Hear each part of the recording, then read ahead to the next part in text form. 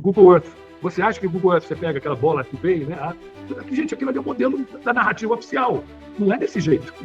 Totalmente diferente. Aí a gente começa a montar o quebra-cabeça aqui, da importância de saber o real formato da Terra, o mapa, tudo, que é uma coisa que eles escondiam desde a época dos descobrimentos. Os portugueses escondiam tudo, gente. Não, vocês estão pensando que um país pequenininho como Portugal, que foi a maior potência do mundo no século XV, foi uma número 1. Vocês acham que eles tinham uma puta de uma estratégia? A liderança toda portuguesa era templária, gente. Os caras eram super preparados. Quando a gente fez o documentário da Terra Convexa, pessoas, mas o que interessa? Se a Terra é redonda, se é quadrada, né? Sei lá, o que interessa a forma? Mas o real mapa da Terra, o que interessa? O que interessa? O que interessa? Aí, nessa viagem agora, me deparei com um jornalista português, o nome dele é José Gomes Ferreira. Brilhante esse cara, hein?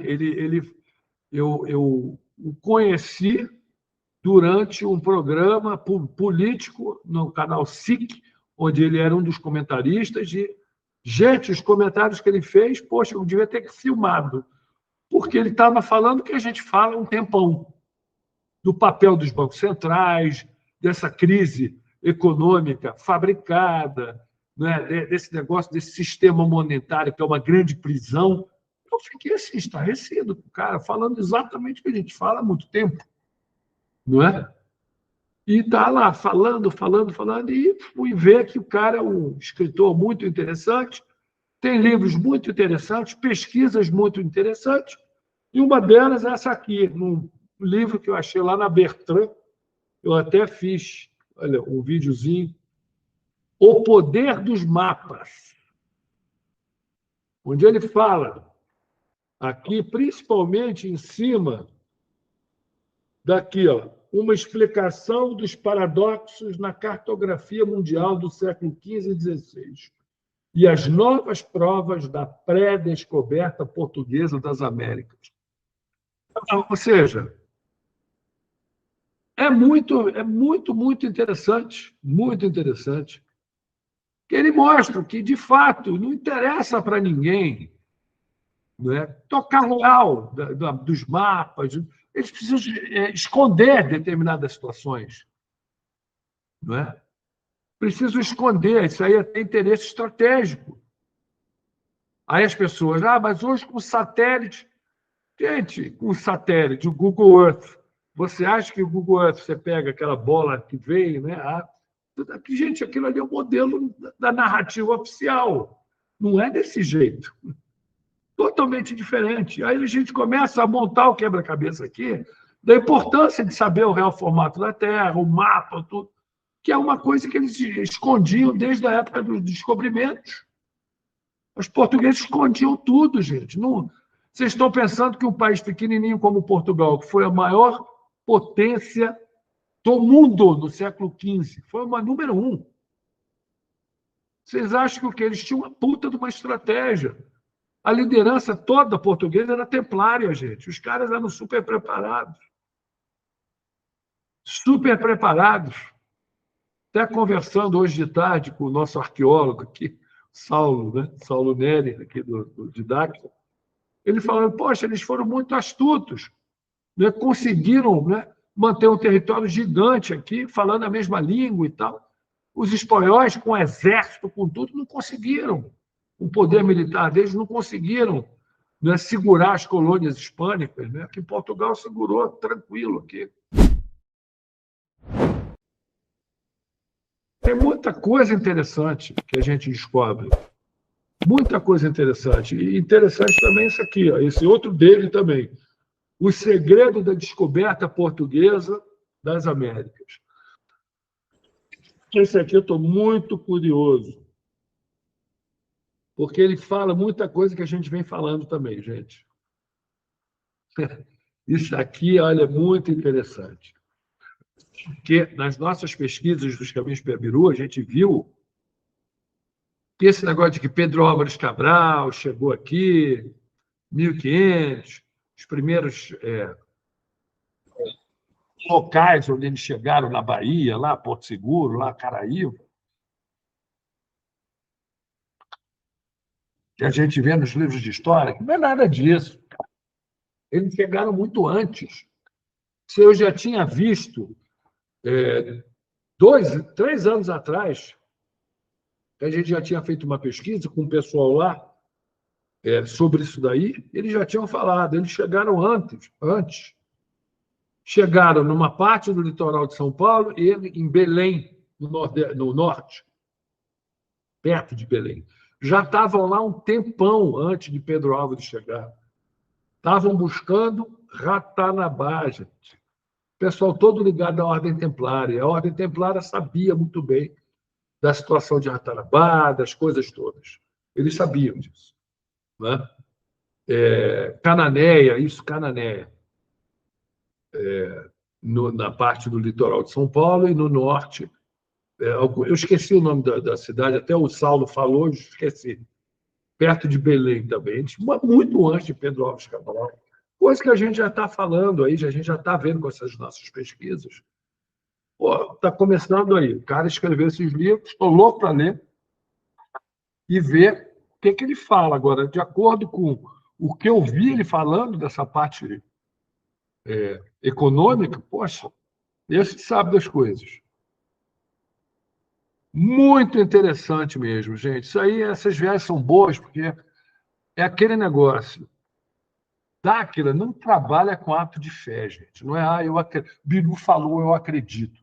Não trabalhamos com ato de fé. Trabalhamos com pesquisa, informação, não é? Investigações. Né?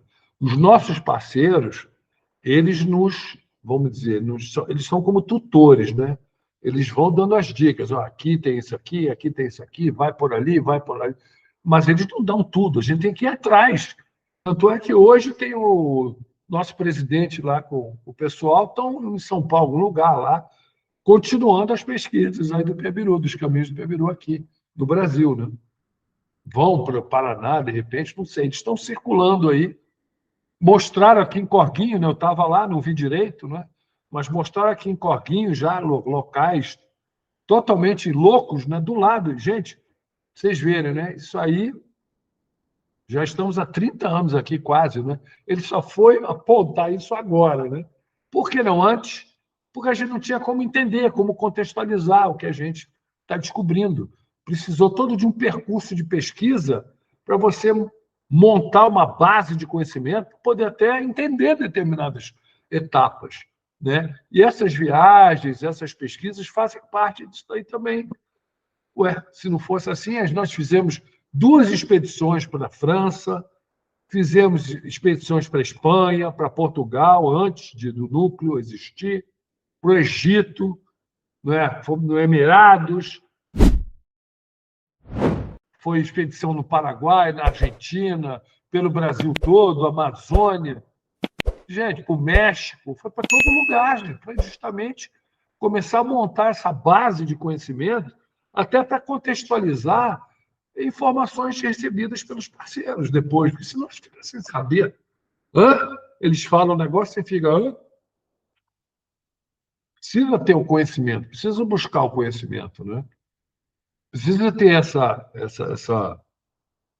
essa base de conhecimento. Interessante até, eu já falei aqui sobre o livro perdido de Enki, né? Que é um livro super interessante que um dos parceiros nos recomendou ler. E ele ainda falou, o livro foi escrito como se fosse um romance de ficção. Foi escrito pelo Zacharias Sitchin, mas como se fosse uma ficção. Tá? Mas ele falou que grande percentual do livro é real. É real, é verdade. O Sitchin era um agente, era um fantoche do GO. E ele foi, vamos dizer, direcionado para escrever um livro, justamente porque, não sei porquê, os nossos parceiros já nos falam há muito tempo, que o GO sempre gosta de falar tudo que faz, né, de alardear as coisas todas. E resolveram alardear, vamos dizer, essa história no NAC, vamos dizer assim, né, essa descrição, mais ou menos, deles nesse livro. E passaram como se fosse um romance. Ele passou com, não, isso aqui é um romance, é uma ficção, tá aí. Mas os parceiros falaram que grande percentual é verdade, então vale a pena. Interessante que eu estava de tarde assistindo um documentário de um pesquisador, já está bem velhinho ele, americano, que ele fala muito sobre Nibiru. Ele estava fazendo uma cruzada de informações de determinados textos que falam de Nibiru, principalmente da Cobrim, da Bíblia Cobrim, que são manuscritos celtas, egípcios, né, e apócrifos, que são, entre aspas, menos manipulados, vamos dizer. E ele estava traçando, estava fazendo um estudo, né, desses textos, descrevendo o que eles chamam de destroyer, né, o destruidor, que seria esse corpo celeste. Né? E ele falando que estão acompanhando, que ele já está nas cercanias aí, já começou determinadas. Ele estava descrevendo determinadas, vamos dizer, determinados eventos geofísicos, né? O vulcão tal entrou em erupção, sei lá, em 2000 e alguma coisa, 2, 3 anos atrás. Isso aqui, esse terremoto aqui, ele estava fazendo um paralelo aí com determinados eventos que vêm acontecendo, né, e a chegada de Nibiru. Eu achei muito interessante, que é exatamente o que os parceiros falam para a gente. E ele hoje falou do livro Perdido de Henk e virou e falou aí exatamente isso. Não é que o Zacharias Sitchin escreveu como se fosse um romance, mas que muitos dizem, e é uma informação bem interessante e muita coisa real ali, né? Disfarçada de uma história de ficção. Eu fiquei surpreso, né? Porque esse cara é meio que ligado com militares americanos, essas coisas, então a gente sabe que tem muita desinformação dali.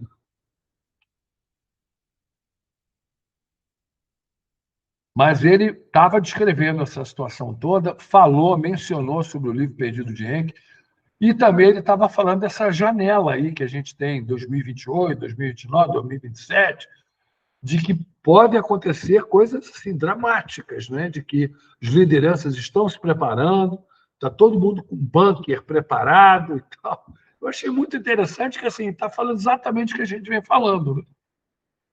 Então, aquele negócio, poxa, sei lá, vale a pena a gente,